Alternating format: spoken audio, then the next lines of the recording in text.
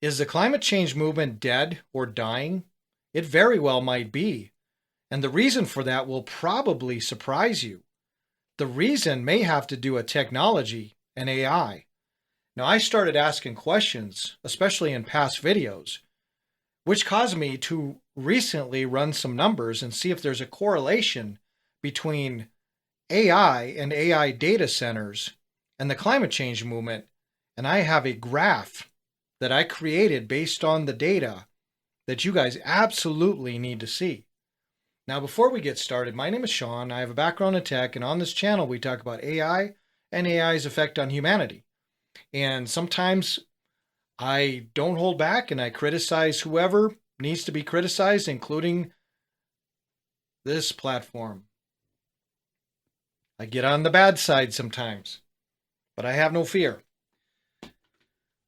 So, anyway, in some past videos, I had brought up the fact that there are so many data centers being built. There's over 2,000 of them in the United States alone, and they're building hundreds all of the time.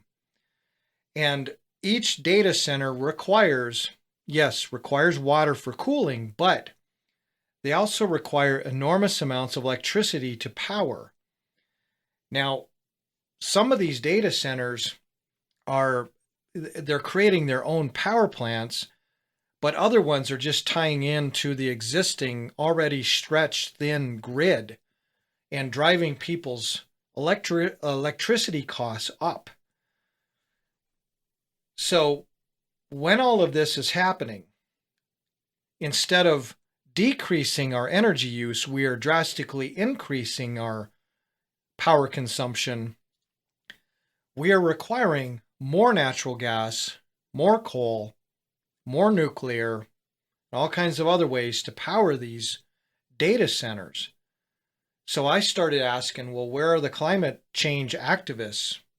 They've always been there really loud, and now I can't really hear them. The only people that are effectively speaking up against the construction of the new data centers are the local residents who are afraid of it being built in their backyard. But the national climate change movement is just eerily silent. So what I wanted to do after I did some digging is I wanted to figure out, is there a correlation between the rapid advancement and construction of all these data centers with the silence of the climate change movement? And it is really, really obvious. Now, before we get started on that, I just need to run over the brief history of the climate change phenomena, movement. So let me go over this with you, and then we'll get back to seeing my graph, which might surprise you. If we go back to 2006, there was low public doom. Climate change was mostly discussed in academic and policy circles. It had limited emotional language and framed as future and technical. It had little public urgency. Think of that, guys. Before 2006, it had little public urgency, but their tone was it was something to study. 2006 to 2009 was the first major rise of the climate change movement. There was a sharp increase in mainstream coverage and the first widespread moral framing of we have to act now. From 2010 to 2014, there was a plateau and pushback. There was the ClimateGate controversy, which caused a wobble in public trust. Media attention softened temporarily, but the tone was it's still real, but complicated. From 2015 to 2016, climate change movement saw a second rise, and there was the Paris Climate Agreement, and the framing shifted from science to we have a moral obligation, because the messaging overwhelmingly was we only have 12 years left. And if you add 12 years to the year 2016, you get the year 2028 is when the world was supposed to end. 2018 through 2020 was the peak doom period for the climate change movement. This was the high water mark. Greta Thunberg and the youth movement and climate emergency declarations were done by countries around the world. There was frequent use of the words existential threat, irreversible, and point of no return, and the media framed it as an apocalypse with an emotional urgency prioritized over the uncertainty of actually what's going to happen. And all dissent was treated as moral failure and never allowed to debate. And the tone was, we are running out of time. From 2020 to 2021, the climate change movement was still high, but it was crowded, and it had to share the headlines with the pandemic. It got less airtime and fewer headline claims, but the tone was, it's still urgent. When can we get back to it? In 2022, there was the beginning of the fall off of the climate change movement. In 2023 through 2024, there was a noticeable drop. There was fewer doom date claims, and language becomes long-term challenge, risk management, and transition over decades. And media interest declined sharply because it had to share the headlines with disasters, protests, and politics. The tone then dropped to serious but manageable. Now, before we take a look at this really interesting graph, I just need to let you guys know that in my adult lifetime, I've created thousands of graphs, crunching data from all kinds of things, including instrumentation and telemetry, while we were testing my autonomous robotic devices for the military and the aerospace industry, and also the automotive industry, the safety devices I worked on. So I'm very used to graphs, but I'm going to be honest with you. This data that I gathered is very accessible. Even you guys can get a hold of this, and you guys can run the numbers, and you guys can create your own graphs. Don't just take my word for it. The data is there. Now let's take a look at this thing. It is really interesting. I'm going to show you what each line represents. The blue line represents the climate doom narrative, and this is just an accumulation of the news media attention, the public emotion and outrage, and the public officials taking action on climate change issues. And as you can see, it is a very interesting graph. It does correlate with what actually happened with the movement. Now, the orange line is the AI/data center energy demand. This is the amount of energy instead of the quantity of data centers being built.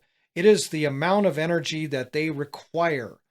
Now, before AI was even popular, there were still data centers being constructed for other things such as internet servers and cloud storage and things like that. So there were quite a few data centers being constructed already, and they required power.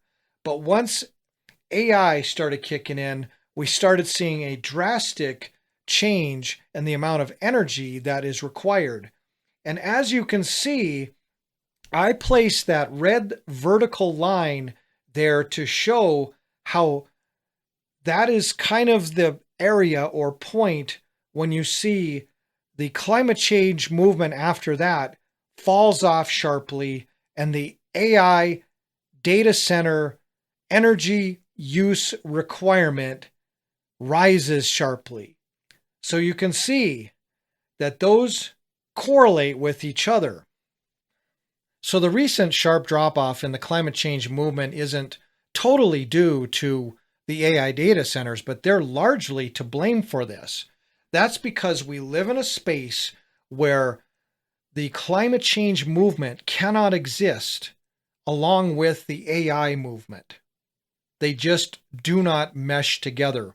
One of them has to die. And so AI and tech is killing off the climate change movement.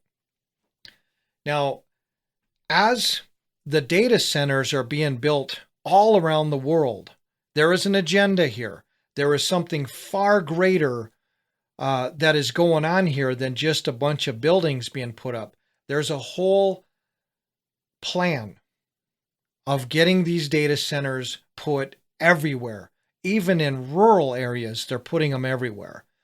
And so you can't have the climate change movement yelling and screaming while they're trying to do this. So the simplest way for them to deal with it was to pay them off and have the news media just give them less coverage. So here's my personal opinions of the climate change movement. Since the 1970s, I lived through several different kind of climate scares, all the way from global cooling to hole in the ozone. All these things as a kid they would tell us, and they scare us, and we think the whole world is ending. And then it got quiet for the most part for quite a while. And then once the climate change movement rose up, they started screaming. I mean, if you guys remember it, and some of you guys were part of that movement, you know, you're screaming it. You're just like telling everybody that they're spreading in misinformation if they disagree with you. But it was very loud, and you had people like Greta Thunberg who just hollering all the time. So my personal opinion is this. This is my opinion. And some of you guys in the comments, you'll not say, well, here's my opinion. What you'll say is, this is the way it is. You know, I have very little respect for that. But here's my opinion on the climate change thing. I'm really into fossils. I'm really into geology, paleontology, and things like that. And I know that the Earth has had many, many cycles of climate change. It has gone through all kinds of different events, whether it be supervolcanoes, meteor or comet strikes, pole shifts, things like that. There's all kinds of things going on. And there's quite a few things that can really change the weather. It's been happening since the beginning of time. That is my opinion. A lot of you guys are going to quote scripture to me, and some of you guys are going to say, no, you're wrong. This is my opinion. You get more respect from me when you say, in my opinion, say, in my opinion. That helps. And for me, it's a matter of just looking at evidence. I look at just the geological world, the fossil world, and all kinds of things like that. And then, you know, when you see the Alps melting, you're like, oh no, the Alps, it's never melted. You know, the glaciers are way down. And then all of a sudden it exposes some hunter wearing some furs or something like that. Prehistoric hunter skeleton with their hunting tools. I'm like, well, apparently back then the glacier was that low that person could walk up there and hunt. So I have a tendency to look at evidence more than hearing people hollering. And that's just my personal opinion. But I do know this. This is what I do believe. If something is the truth, or if it is a good idea, it doesn't take as much effort to convince people of it. The more you scream and holler, the worse your idea must be. The less true it must be. Think about it as far as products. The more a salesman has to work on you to buy that timeshare or buy this piece of crap product that's going to change everything for you, the harder they have to work to sell it to you, the worse the product is. And to me, it's the same way with truth. Truth is something that becomes evident. You don't have to have one or more people screaming at you about it and then saying, oh, you're wrong.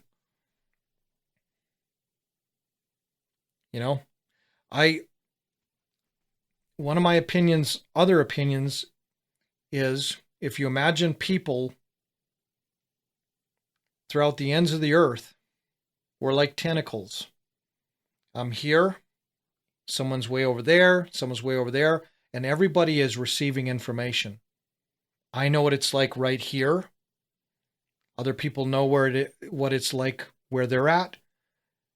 But collectively, we give each other information. We share information. Everybody out there is the receivers of information.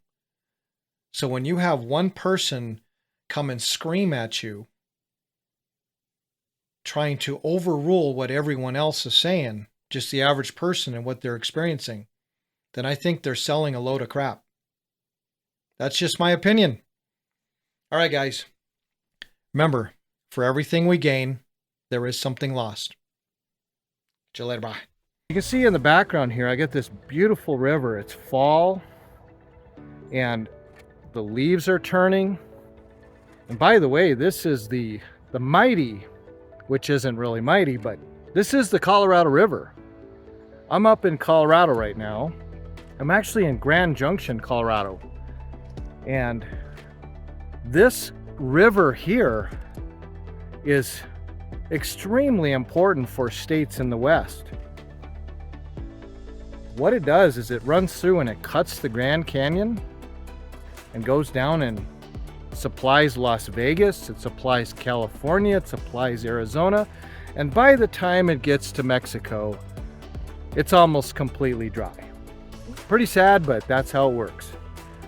There is such a demand for this water that it just disappears by the time it gets down there.